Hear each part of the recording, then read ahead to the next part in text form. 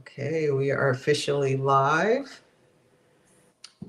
Right. Welcome to Healthy for My Purpose. We are so excited to have Javant Benton with us. I'm sure you know him from Make Your Own.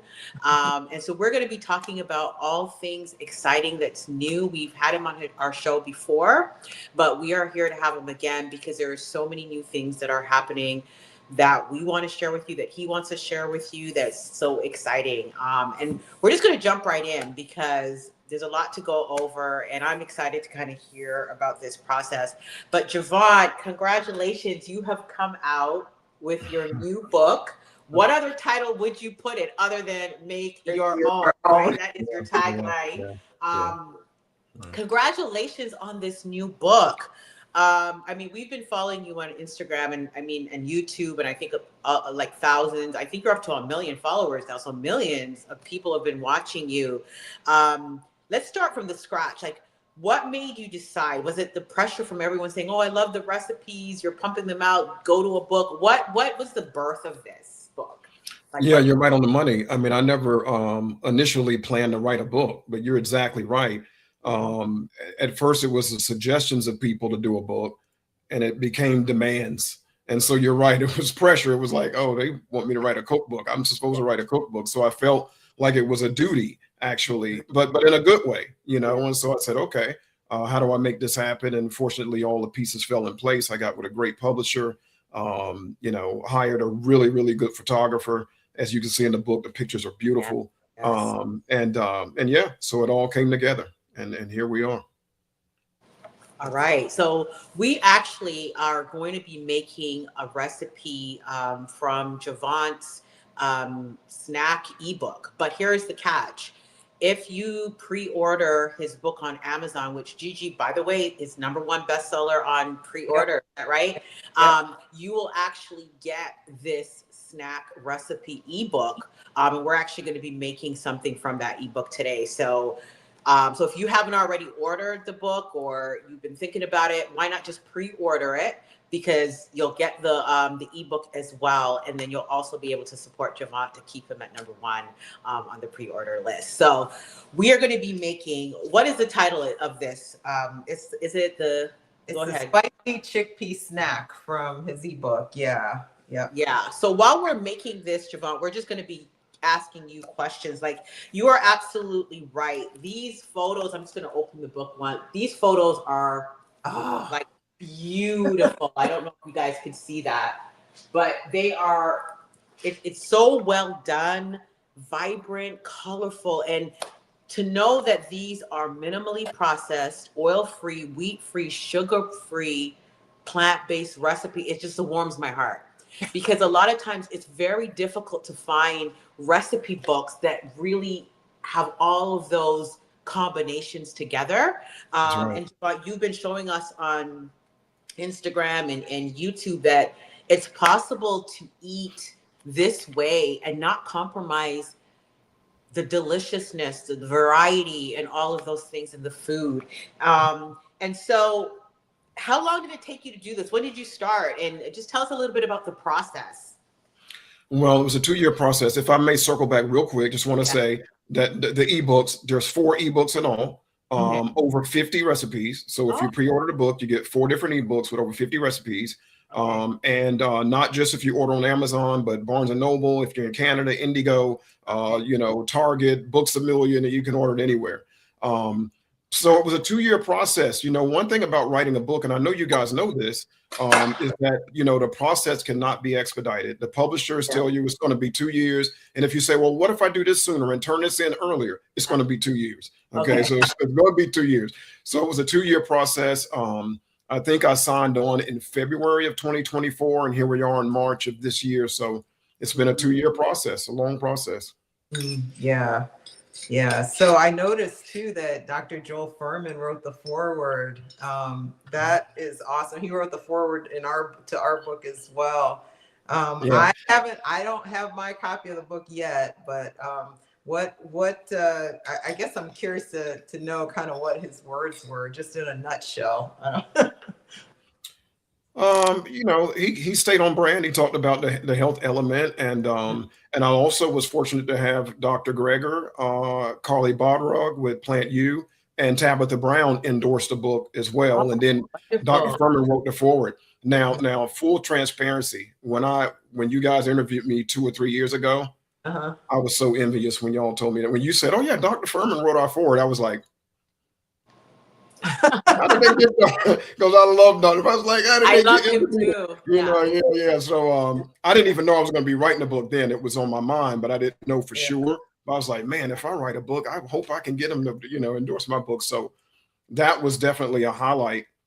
And the thing that I mentioned earlier that I said I'd talk about now live is that, a lot of things have happened on this journey of just, sharing recipes and having, meeting a lot of people like you guys and that kind of thing. But the absolute highlight happened. So let me rewind. Last summer, I did the Plant Power Party in Vegas, where it was a lot of people from the space. Dr. B was there. Any Brenda Davis was there. A lot of people were there, and I came and did a presentation. And Dr. Furman was there, so I got to meet him for the first time. That was very emotional, and it was nice. Yeah. But he wrote the forward, as you said, and then last week I went to do his podcast. I actually flew out to San Diego. I'm in North Carolina. Only Dr. Furman would I fly in one day to San Diego to do a podcast and fly back. But the best part of all this, after the podcast, I think he really saw, man, this guy really does like my work and really does love me. So he invited me to his home, and I went home and ate out of his garden and just, met his family and spent about 3 or 4 hours with him. So that was Oh my just the most, goodness. What a that's been my wonderful. favorite part of the journey so far, is just to hang out with Dr. Furman and talk to him at Oh, home, just casually. So that was really nice. But anyway, about the forward, yeah, he was Dr. Furman style. He was on brand. He yeah. talked about the nutrition element, and he told me that a couple of things in the book that he would like me to make a note about in the front, to remind people about salt and to remind people about substituting cashews for, hemp seeds for cashews and those kind of things. But Yeah. yeah, it was fortunate that he wrote that for me. Oh, Nice. wow. Wonderful. So we are right now, we're making this dish. And so right now we're just combining some spices. What I love about these dishes, this is really easy. We're combining some smoked paprika, some garlic, some cumin, some onion powder, and some tahini sauce. And we're really just creating that sauce.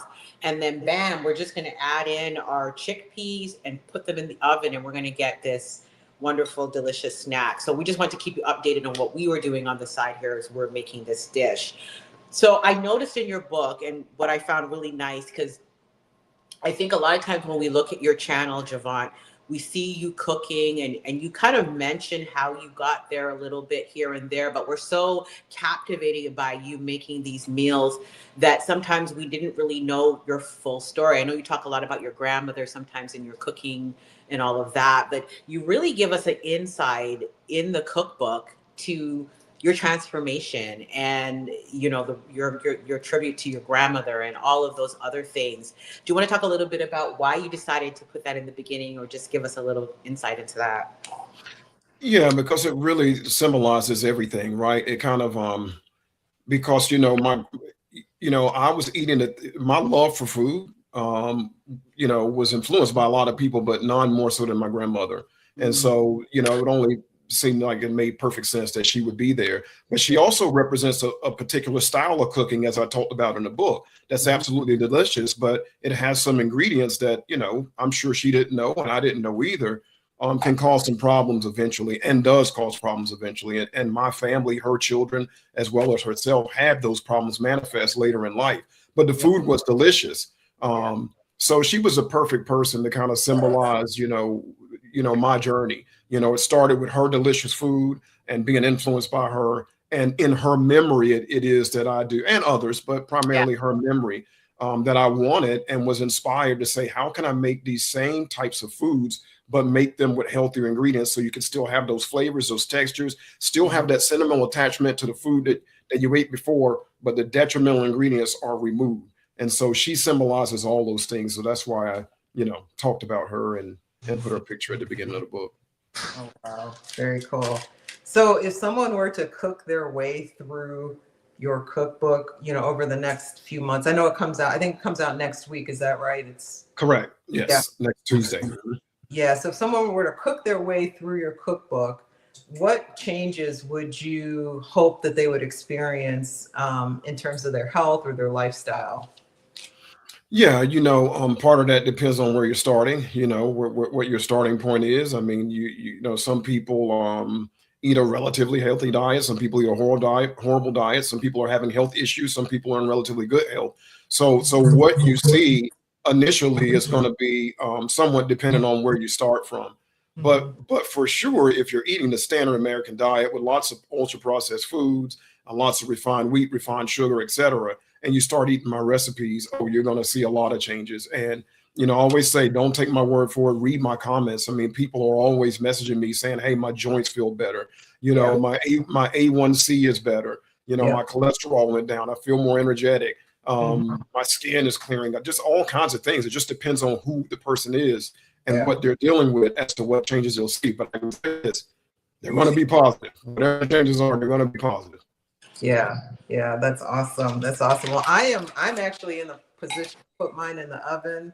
I've got the tahini and all the spices coated on here on a parchment lined sheet. I'm gonna pop it in the oven, get it going.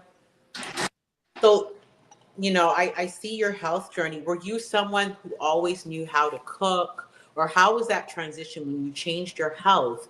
How did that translate to how you showed up in the kitchen? Or were you always good at the kitchen, but you just changed how you did it? Because you just seem like a natural, and I'm just curious, was that always the case, or how did Well, that's two things. That's called preparation and editing. So that makes me look like a natural because I'm not. And I always say, I was good in the kitchen at making a very few things though, right? Like, so I never was the person that had to make the dinner. My mom was doing that. My grandmother was doing that. And then when I was married, that was being taken care of and so on. But I would go in on occasion and say, hey, I feel like I want to make, of all things, an omelet today or pancakes today. Or I had about 7 or 8 or 10 dishes that were my go-to, that when I wanted those things, I was like the guy that made them really, really well. And people really liked them. But I was never someone who was consistently in the kitchen until it was necessitated by me being, having these health issues. And so then I got in, and it was out of passion that I was inspired to learn how to, make these dishes. And again, I always tell people I did the heavy lifting, I did the hard work so that I can hand you a blueprint, and it can be seamless for you. Just follow these recipes, whether they're online or in my book. I've done, the trial and error. I've, sweat and all that so that you don't have to. And that was my initial goal, was to just say, hey, look, I know how hard it was for me to say I'm unhealthy. How do I get healthy? And having to figure that out with no guidance. Let me be guidance for other people. Let me make it so that anybody out there that says, I want to eat better, I can say, well, here's my book or here's my platform online, and the recipes are there. Yeah. Wow. Well, you obviously have a heart to help people and to make it easier for them to not have to go through the struggle that you went through to make this lifestyle change, to make it just reduce the barriers for them. I think a lot of times, because we put so many of our own barriers in front of us, and in terms of making assumptions about what this lifestyle means in terms of my quality of life, all those things. And anytime, you can kind of lower the barrier a little bit to make it that much more easier for them to say, okay, I'm going to try this. I'm going to give this a go. I think is a huge benefit for people. And it not only, I think, affects the individual that you're helping to get healthy, but all the people around them, their family, their friends, their coworkers. Like, it's amazing, this ripple effect that, helping one person can have in terms of their health, how it transfers to other people. Have you gotten any stories or any comments from people about, how their health has been transformed, but they also have, children or spouses or, friends or family who are kind of getting on board with this lifestyle? Yeah, that I call them my husband messages. I get more my husband messages than anything. People that say, you know what, my husband would never eat this. My husband doesn't know, but last night he thought he was eating ground beef, and I put your veggie ground in our lasagna, and he loved it. He said he wants more. So I get those kind of messages all the time. And then I get some really heart-touching messages about children. Those are the ones that really touch my heart. Children. You know, I never forget, this lady wrote me, and this has been like maybe 3 years ago, and I can't do it justice, but it was a note about her son, and he was very finicky and he wouldn't eat a lot. And so she was worried about his weight and these kind of things. And she was cooking him some type of food that was really healthy, but he wouldn't eat it. And so she started making my recipes, and they were still just as healthy as hers, but he loved them and he started eating them. And she was like saying that she felt so bad because all this time she was getting to the point where she was kind of being hard and demanding, you have to eat it, you have to eat it. And he wouldn't do it. And so there was this friction, and he was like 8 or 9 years old. And then she said that when she started making my recipes, he really took to them. And now he just eats and his weight is up and he's happier. And I was like, man, you can't beat that message. So yeah, I definitely get messages like that. Awesome. So give the audience, just tell us a little bit about what was your breaking point that started this whole journey for you? Fear. Yeah, because people often ask me, when you were changing your diet, what did you do about peer pressure? And I said, well, I had fear pressure, and that outweighs peer pressure. And unfortunately, like so many people, guys, I was more reactive than proactive. You know, I heard and even knew that I needed to exercise and eat better. But until I had, you know, I was diagnosed with prediabetes and pre-hypertension, but that didn't startle me. I didn't like it, but it didn't startle me because of my whole dad's side of the family has diabetes. So I grew up seeing people taking metformin and injecting insulin in their body and keeping a banana with them in case their blood sugar dropped too low. So to me, that was normal. It was just what was going to happen. And then my mom and grandmother have hypertension. So, you know, I'm take the medications. I'm like, well, they're okay. I can deal with it. But then, and I didn't tell anybody this the first 3 years I was in this space. I only started telling this more recently. I should have put it in the book. It would have been better. But I was actually told that they thought I had lymphoma, right? Because I had some swollen lymph nodes. And that was the part, the cancer part is what scared me. And so to answer your question directly, it was fear that was the turning point to say, uh-oh, you know, my life is literally on the line. And I really believe that. So I got to do something. Yeah. Sersie and I talk a lot about generational patterns of poor health. And, you know, what you just said, you know, I think a lot of people live with in terms of expecting to have the chronic diseases that run in our family.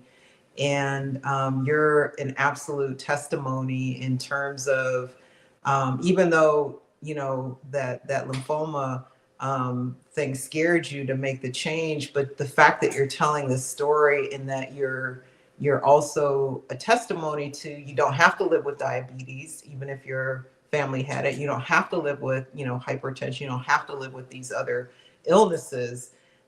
Is kind of, it's very empowering, but also I think eye-opening for people who make that assumption. I don't know if you've gotten any stories around people who have broken generational patterns of poor health in their family, and have shared that with you, but I wouldn't be surprised if you've got a lot of people in your audience who have done that. Yeah, and that's a beautiful thing, because I mean, it's 100% certain that had I not had the cancer diagnosis, I would have had diabetes and I would have had hypertension, because in my mind, again, it was just inevitable. It just happens. It's a rite of passage. As you get older, it happens. But now I know, and I know a lot of people don't. And so that's why I say it's a book of empowerment, of empathy, you know, because I think about those people who were in the mindset that I was in, oblivious to what they were doing with their fork and their spoon every time they eat. And not knowing that, you know, there's a such thing as epigenetics. It's not just genetics and you are what you are, but you can influence the expression of your genes by what you do and what you give them. And food is certainly one of the main ways you can do that. Yeah. So what would you tell your old self, you know, for someone who may be in the position you were at, looking in retrospect out of everything that you know now, who might be in that pre-diabetes or pre-hypertension, they may not have that cancer diagnosis, right? What would you tell them to pull them to, or even to your old self? What do you think might have been the one to bring you over? What would you tell them in terms of taking charge of their health? Yeah, you know what? I always answer that question honestly, and my honest answer to that is that it's just so varied by depending on who you're talking to, because Mhm. people are motivated by different things, and what will reach me may not reach someone else, and what'll reach someone else may not reach me, and it's not just three or four different ways to go about it. There's a lot of different variables as to how good are you in the kitchen? What's your support system like? What foods do you hate? What foods do you like? There's just so many variables to consider when trying to construct a concise plan for someone that will work for them. And I do Mhm. some coaching through my app. And Yep. so when I'm coaching people, I see that how different personalities are and skill set. So my thing is, I tell people, listen, I can bring the education, but you've got to bring the motivation, right? If Mhm. you need someone to motivate you, I think it's a problem because now your motivation is external and now Right. your success depends on someone else. Because if Mhm. they stop cheering because you move or you run out of money for the personal whatever the case may be, when they stop cheering and edging you on, now it's just you, right? So I say you got to adjust that part. And then if you come to me, I'll give you all the guidance that you need or that I can anyway. Mhm. But you've got to take care of that internal part. You got to have that motivation. So it's really hard to say, what I would tell someone. I would have to know that person first and Yeah. then sincerely tell them what I think would work for them. Yeah, yeah, so true. Yeah, so many people, and we get this a lot, and I'm just curious to get your take on it. They worry about, cooking from scratch, taking too much time, being in the kitchen. And what are a few strategies that you use to make it more realistic to people who have that concern? Oh, I'm too busy. I don't have time to do this. What's your response to that? Right. Well, I say if you don't have time, you won't have time. And what I Ah. mean by and what I Ooh, mean say by that one that is again, Javant. Ooh, I said, say that if you again. don't have time, you won't have time. But I'm saying that as to applying your current situation, I don't have time to eat healthfully. You won't have time later because you're going to be sick and you're going to be ill sooner than you would. Look, we're all going to die. Something is going to ail all of us. Me, you. I mean, I'm not saying I don't even want to live to be 100. Mhm. But so something is going to ail us eventually. I just want to push that as far in the future as I can before I have whatever it is I'm going to have that brings me down. So I say if you don't have time for yourself, because that's the other thing I say is like cooking healthy and eating a healthy diet is the ultimate expression of self-love, in my opinion, because you're taking care of yourself. But not only that, you're showing love for the people who love you because if you're in good shape, then you can love them longer. So if you don't have time, you won't have time because eventually your lack of interest or dedication to feeding yourself in a way that's going to lead to your health prospering for as long as it can just means on the back end you're going to have less time because you're going to be in the hospital more, you're going to not feel well more, you're going to be sick more, et cetera, et cetera. So if you don't have time, you won't have time. So you can push it forward if you want, but eventually you got to pay the price. So again, I'm not a motivator. I'm like, listen, if you don't want to eat healthy and you don't have time, okay. I mean, you get no pushback from me. I'm like, okay. But eventually, it clicks for most people. So unfortunately, the way it did for me, you have some ailment, something serious, and then you say, okay, I'm ready now. And my Yeah. thing is, when you're ready, I want to have answers for you. That's when I come in. That's when I've got the answers, is when you're ready. Yeah, it's like the pain of not making the change versus the pain of making the change, or the perceived pain of making the change. Like which one is greater? And that usually is the tipping point of whether you make it or stay in the on the fence. Yeah. Cersei, what are you holding up there? I was just getting back to the cookbook for a little bit, Okay. the cookbook in between the conversation. But I saw that the Jamaican sweet potato and chickpea curry made it into the cookbook. That's the one that we had made together last time. And that one was absolutely delicious. What was the process? How did you narrow down what was going to be in the book? Tell us a little bit about some of the recipes in the book. How did you decide? Because you have a lot of recipes. How did you decide what made the cut for the book? And tell us a little bit about some of your favorite ones in here. I mean, yeah, this one was a really delicious one. Yeah, you're so right. It made it difficult because I have, about 600 recipes or so. Yeah. And a lot of them I like, and a lot of them other people like. And I got to tell you something. And I guess this happens to every cookbook author, but even now I go, why didn't I put these 4 or 5, why didn't I put my cinnamon apple coffee cake in it? Why didn't I put this? Why didn't I put that? So the process of choosing, I had 2 things in mind. I wanted to make it diverse, and I wanted to choose the things that I think are really, really popular. And so some things were a no-brainer, like the veggie ground, because it's the staple to so many other recipes, right? Got to have that. And then other things, I was just thinking about the popularity of them and trying to make it different. And then a lot of the recipes, because the publisher doesn't want you to just take all the existing recipes and put them in the book.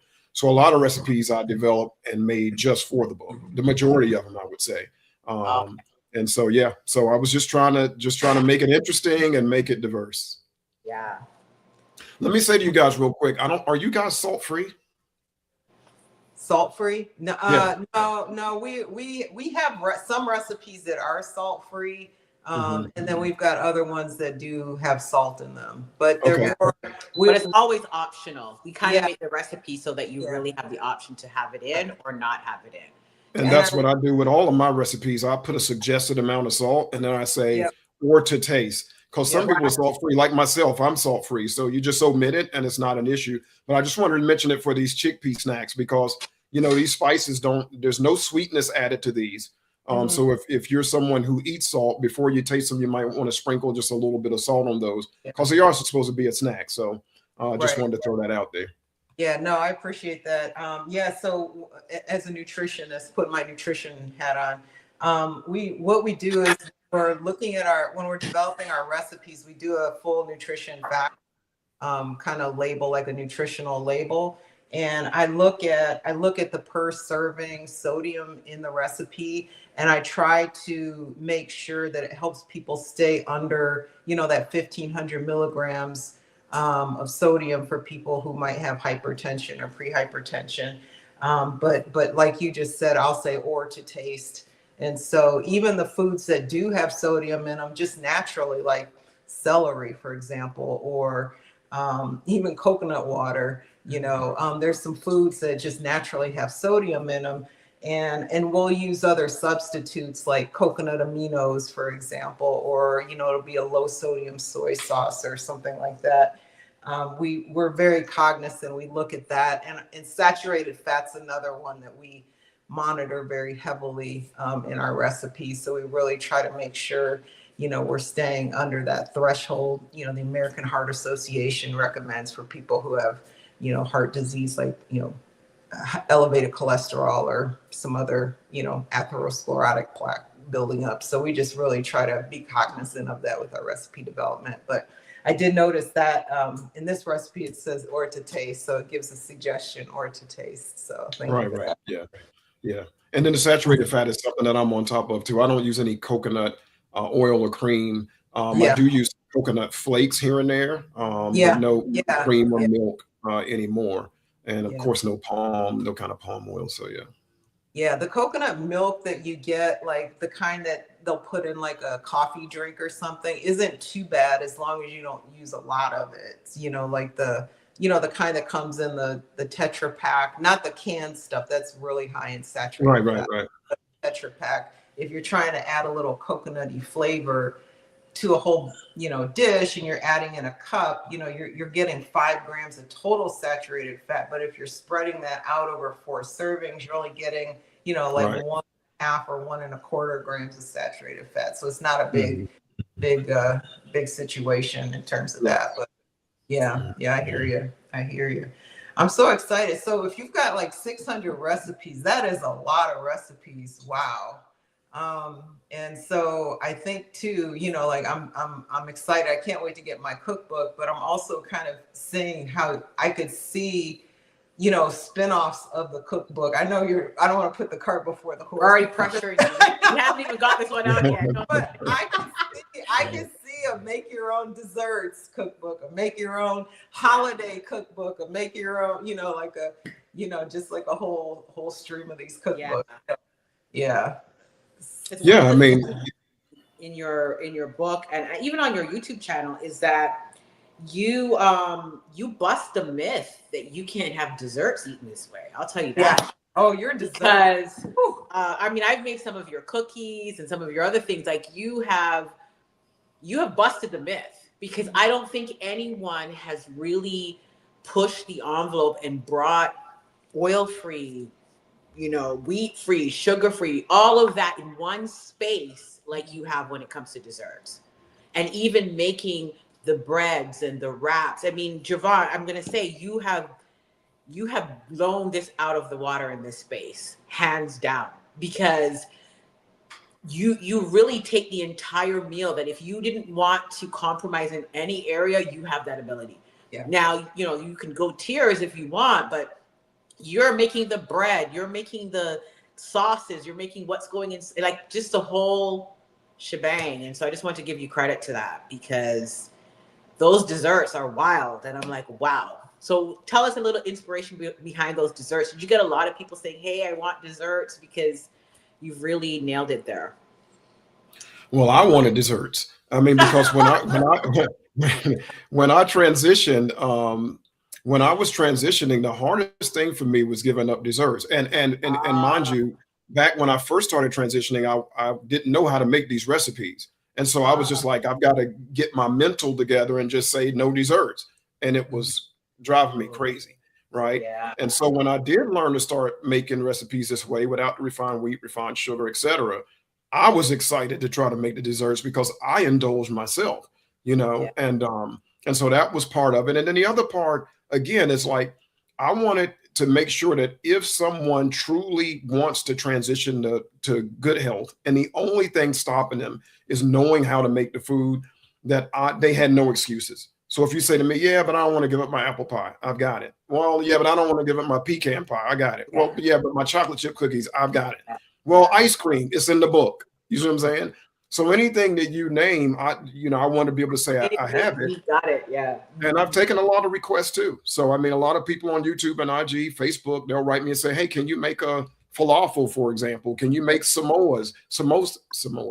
Yeah, Girl Scout cookies. I did that. Thin mints, I did that. Then they wanted me to make, so I take requests, and it's fun. It's fun to go in and show people you can make anything, without those detrimental ingredients. Yeah. And I'm looking to try these Jamaican. I was waiting for that. I was waiting for that. I knew it was coming. Hey, listen. Hey, listen. For the Jamaican food. He's got the Jamaican patties, so you know that I am going to be when trying. you picked up that cookbook, I grabbed mine. I said, watch, she's going to make it to these eventually. And I just waited. I knew it was coming. Yeah, you got me. I love them. They're delicious. I love the Jamaican patties. One of my favorite recipes. It had to go in there, and it was so popular when I did it on YouTube. Yeah. Awesome. Okay, well, let's go back to your book tour. Like, tell us kind of. I know you mentioned a few places you've been and where you're heading to. Do you want to share that? Is that private information? Or? No, I mean, not the where I'm going isn't the dates.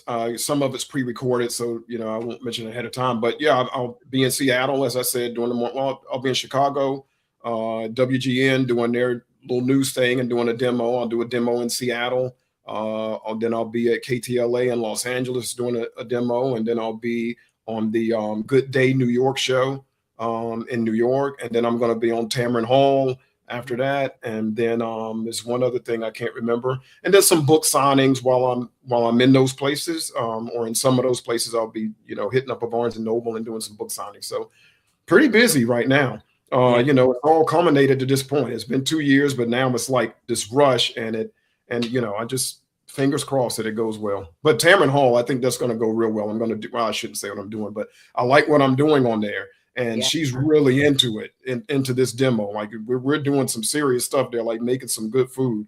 So so I'll message you guys and tell you when I'm going to be on there, and I'd love for you to see it. I'd love for you to watch it. Yeah. Yes, definitely, absolutely. Yeah. Wow. All right. So anything else exciting that you want to share that we haven't brought up? Because I know so much is going on.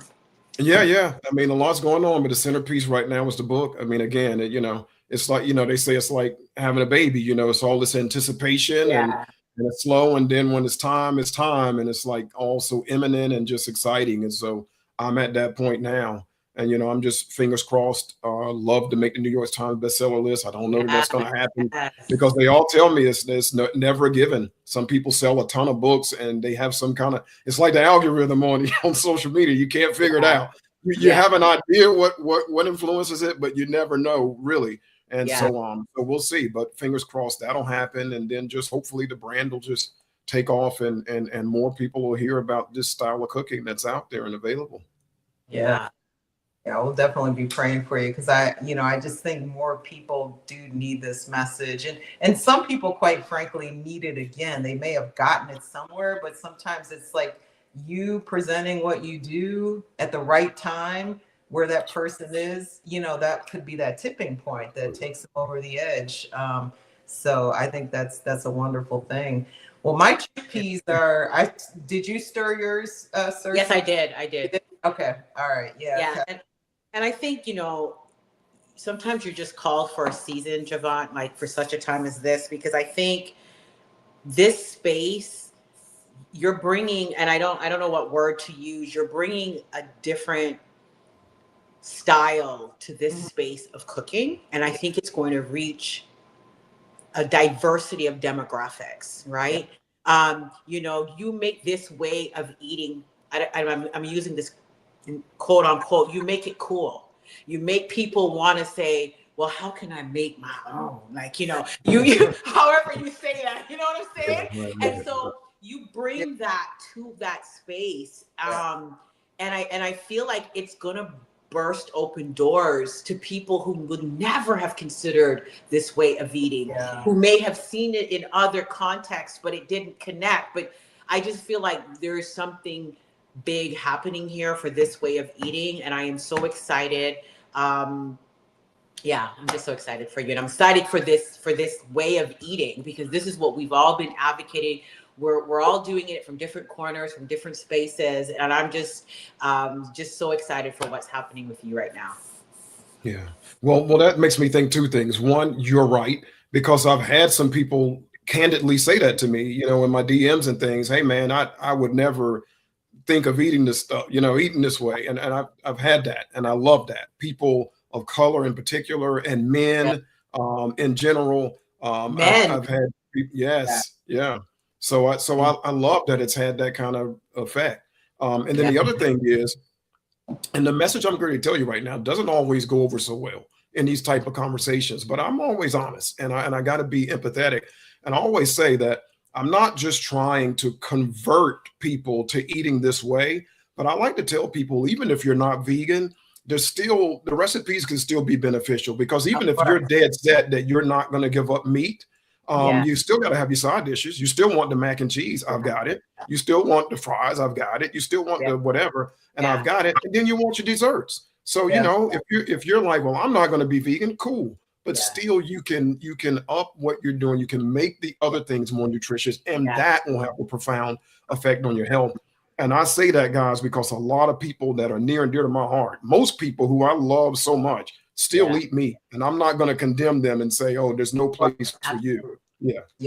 But I will say, as someone who once said I would never be vegan, what you're doing though is helping people to not be afraid to not eat meat, like just slowly chipping away at that limiting belief around, if I don't eat meat, I'm going to die, kind of a mindset, or and so when you start introducing dishes that are whole food, plant-based, and they start eating them and they taste like like the ground walnut ground beef substitute you were mentioning, it's like you're basically giving someone just that autonomy to start or empowerment to start thinking, wow, I can live without eating meat all the time. And then it just kind of chips away slowly, because I was a transition person.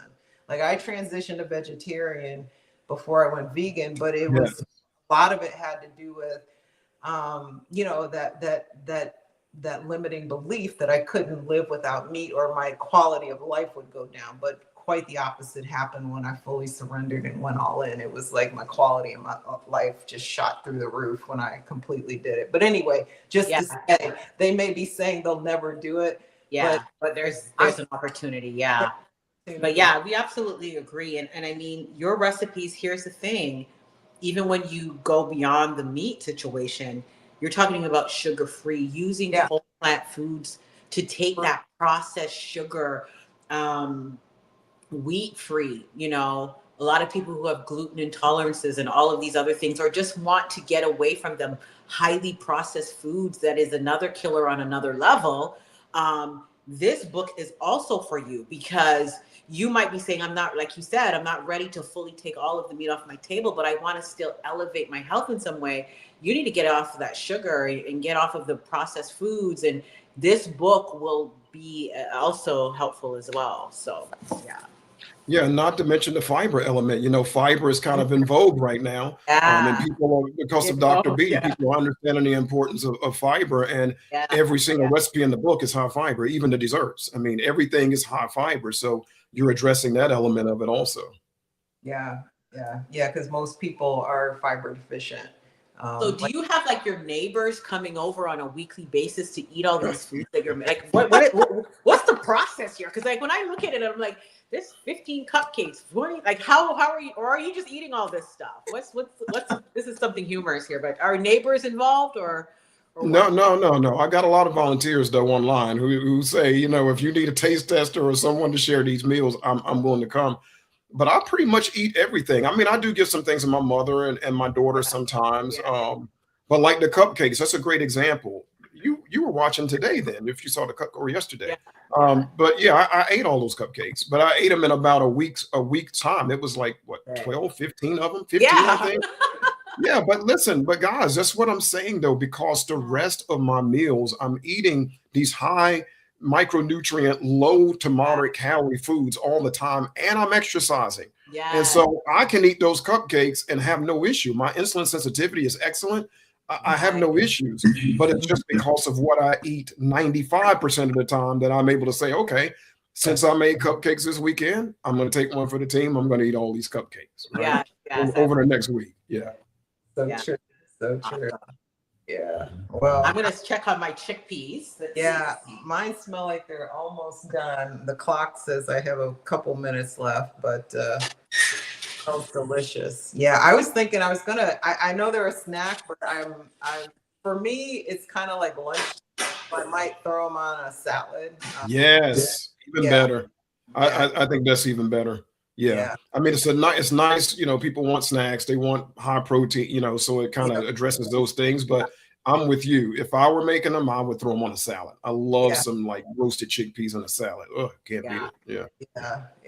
Yeah. And I remember, I think when you were on our podcast before, you mentioned, I think you were saying you get in like 30 different plants. Was it a day or was it? Tell us about that. Tell us about your routine. Yeah, I think people.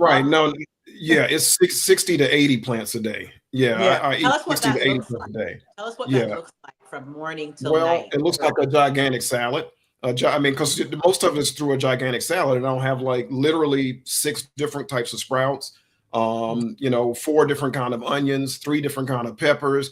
You know, and so when you do it, and then microgreens, and it's like 5 different things in there. So when you do it, it adds up quickly. Then I'll put walnuts and pistachios and almonds, a little bit of all. So, you know, I eat like Dr. Furman says, you know, diversity is the number one thing. I eat a lot of healthy food, but I don't eat a whole lot of any one thing, except maybe bok choy.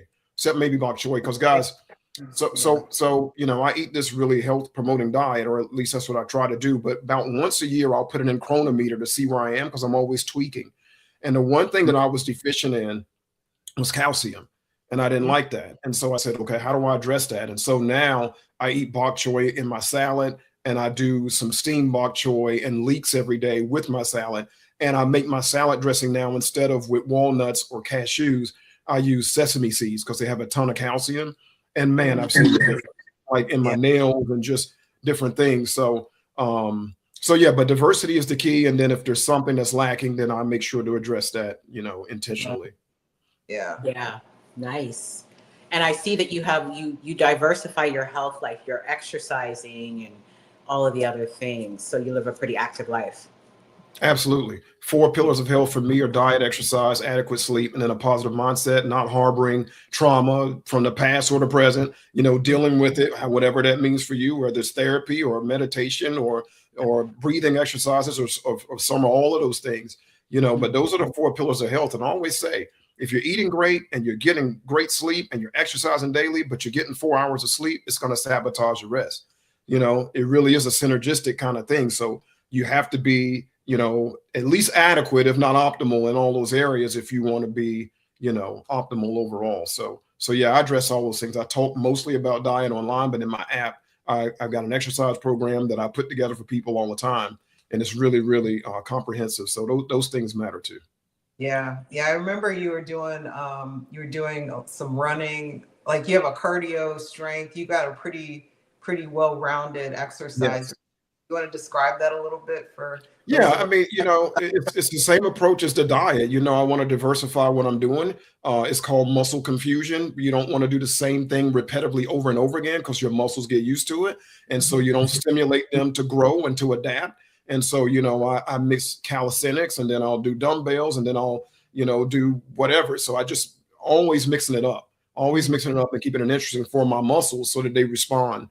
Because, when you get over 30, really, you start to lose muscle, right? Sarcopenia kicks in and it's inevitable. And so I just want to stave that off as long as I can. And so I stay active and then bone health also. When you exercise, muscles are attached to bones. So if you're working your muscles, you're working your bones at the same time. But I try to be, really mindful to do some impact exercises so that my legs, jumping with a weight vest on and just jumping straight up and down and that kind of thing. And then different things where I'm doing these what do you call them? These movements where I'm, putting some type of shock, which sounds, negative, but it's not a positive shock on my bones. So yeah, so really I just, like everything else, I try to really be comprehensive with my exercise program. Yeah, nice. Well, I think my chickpeas are ready. I'll pull them out. Yeah. Cool. Woo! And I see, yeah. Wow, look at this. Okay, let me get mine. It smells fantastic. Woo! Golden brown, crispy goodness. They look like little nuggets, like little baby chicken nuggets. Okay. That's what they look like. Nice. Yeah, this is going to be a nice snack today. Wonderful. Taste. When you guys get the book, so I'm going to tell you 2 things I think you should try. Okay. Well, I'll go 3 so I can put a dessert in there. One is really simple, and that's the sweet potato hummus. Okay. I'm telling you, if you ever had sweet potato mixed with chickpeas and into a hummus? Yeah. So you had that before? No, but we have a butternut squash. A butternut squash, and it floored me. Oh, I bet that's good too. Yes. Yeah. I mean, so yeah, butternut squash is one of my favorite things. I love butternut squash. I eat it all the time. But yeah, I would say to try that. Potato for sure.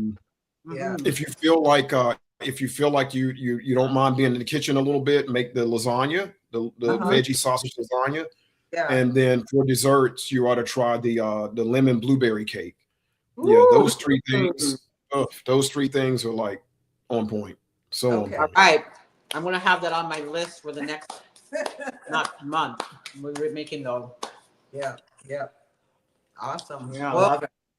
All right. Before we close out, anything else you wanna add, Javant? Get the book. And look, always listen. The thing that I try to tell people, again, just thinking about where I was, I want people to know that your health is not fixed; it's responsive. That's something I say to a lot of people. Your health is not fixed; it's responsive. Change your ingredients. You can change your outcome when you make your own. I say that to everybody all the time. Those things right there. So that's my message in a nutshell. Love it. Well, Javant, thank you so much. We appreciate you joining us here today and wish you the very best on your tour. as you go around to these different shows and signings and everything. We're just super excited for you. I don't mean this to sound, weird, but we're just proud of you, Javant. I just remember, when you were just coming along and you were coming up in our Instagram feed, and we're like, who's this guy? Who's Javant? Who's Javant? We're gonna see him. Yeah. But we're just so happy for you and excited for you, and just wish you the very best. So thank you. Well, thank you. And it's nice. It's nice being with you guys.